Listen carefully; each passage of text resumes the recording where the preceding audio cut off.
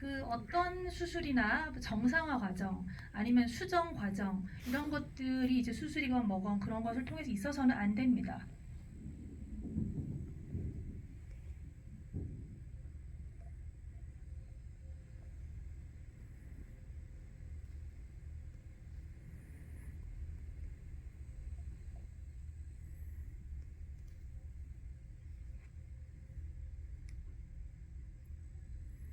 선택의 자유는 굉장히 중요합니다. 네, 마지막으로 이 채팅창에서 가장 많이 나온 질문, 가장 반복적으로 언급해 주신 것이 아무래도 영화의 엔딩에 관련해서인 것 같습니다. 이 부분 저희 마지막으로 같이 좀 얘기를 해보면 좋을 것 같은데요.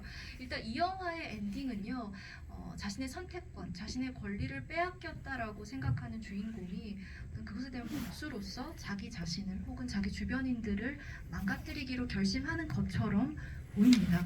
그 이후에 어떤 구체적인 장면을 보여주지 않기 때문에 굉장히 관객들의 상상을 자극하는 엔딩이기도 한데요. 일단 감독님께 이 엔딩을 결정하기까지 어떤 고민이 있었는지, 그리고 혹시 조금 더 희망적인 엔딩을 놓고 고민하시지는 않았는지 한번 질문해보고 싶습니다. Yes, and we actually have a lot of questions. The same question from the audiences. It's about the ending sequence because the ending sequence was quite thought-provoking scenes because like she said she's gonna destroy herself and then we don't know what she's gonna do, but the at the ending sequence was a little bleak. Then like she was kind of about to do something, destroy the others or maybe by herself, and it actually gave us a room to imagine what's going to happen. And why did you choose this ending, and can you explain more about this ending, and could have been more of like a silver lining like way of ending sequence than it is in this film. So just tell me more about this sequence of the ending. 열린 결말을 좀 주고 싶었고요. 저도 사실 이 이야기를 관객분들하고 한번 해보고 싶었어요. 질문을 해보고 제가 이제 관객분들하고 또 얘기하고 싶은 다른 질문이 있기 때문인데요.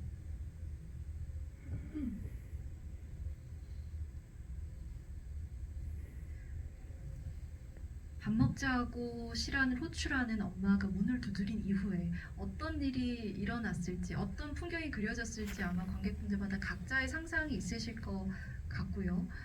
바로 앞선 장면에서 시장에서 이제 고기와 생선을 손질하는 어떤 그림이 보여졌기 때문에 굉장히 잔혹한 장면을 상상하시는 분들도 계실 것 같습니다.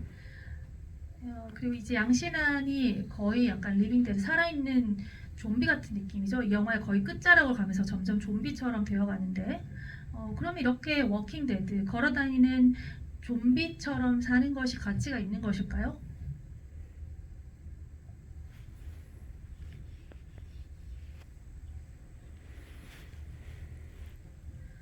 아니면은 그냥 본인의 삶을 계속 지속하는 것이 더 중요한 것일까요?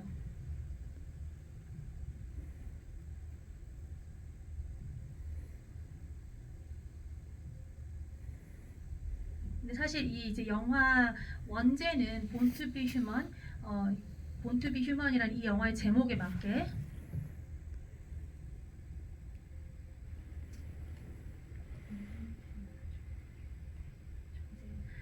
이제 그냥 해석을 하면 뭐 인간으로 태어났다라는 건데 뭐 죽거나 살거나 이게 죽을 것이냐 살 것이냐 이게 이제 관객분들한테 물어보고 싶어요. 이 사람은 죽어야 될까요, 살아야 될까요?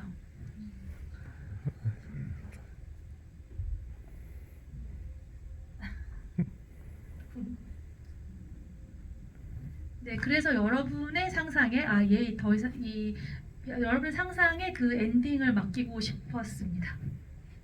네, 죽느냐 사느냐 어떻게 보면 감독님께서 끝까지 엔딩 이후에 어떤 일이 벌어질 것이다 라든가 엔딩은 무슨 의미냐라고 풀이하시지 않는 이유가 바로 저 질문을 다시 던지시면서 그것이 계속해서 이 양성인간이 남기는 마지막 질문이 묵직한 질문이 되기를 바라는 마음에서이신 것 같습니다. 마지막 질문으로는요. 어떻게 보면 지금까지 양성인간이라는 작품 내적으로 최대한 이 영화가 던지는 메시지에 집중해서 좀 질문을 드렸다면 이번 질문은 좀 영화 바깥에서 앞으로 좀 더 논의해봐야 할 문제인 것 같습니다. 이를테면 이 영화에 객석에서 남겨주신 질문하고도 좀 비슷한 내용인데요. 이 작품 속에서 여자다움과 남자다움을 어떤 패션, 화장, 생활 습관을 통해서 극명하게 대조해서 보여주고 있습니다. 이것이 감독님이 생각하시는 여자다움과 남자다움에 대한 반영인지 혹은 그런 것을 극명하게 구분하는 사회에 대한 비판인지 질문을 주셨고요. 감독님은 이 부분에 대해서 이 사회가 여자다움과 남자다움을 규정하는 방식에 대해서 어떻게 생각하고 그렇게 설정하셨는지 마지막으로 듣고 마무리를 하면 좋을 것 같습니다. Another question from the audience. So in this film, there is a kind of a clear distinction between the like what is feminine look or the what is masculine look, or the more manly or the more woman, and then like we can actually see how they dress up, like fashion, makeup, and their lifestyle. And you actually clearly distinct that there's a difference between like how would be the feminine like and how would be the man like. And what do you reckon? What do you think that what is the definition of like the feminine or the masculines in this? And also in this film, there's a connotation that you criticize and tackle this kind of stereotype of this how the woman look like and the men look like. And then I want to hear more about from you. What's your idea now? What do you actually criticize in this? 또 연관해 볼 수 있을 것 같습니다. 신한이 신한일 때는 남자일 때는 일어나지 않았던 일들이 신한이 실한이 되고 난 뒤에는 일어나죠. 이를테면 어머니에게 어떤 외형적인 요구를 받는다던가 여자는 등을 펴야 한다라는 말을 듣는다거나 혹은 학교 화장실에서 성추행에 성폭력에 가까운 일을 겪는다던가 하는 것이 여성이 되고 나서 그 성별이 겪을 수 있는 문제를 반영하신 것인지 질문을 주셨는데요. 저도 충분히 그런 함의도 있다라고 봤습니다. 네, 제가 영화학교에 있을 때 제가 항상 이제 영화학교에서 미술팀에서 미술부에서 일을 하고 그리고 이제 그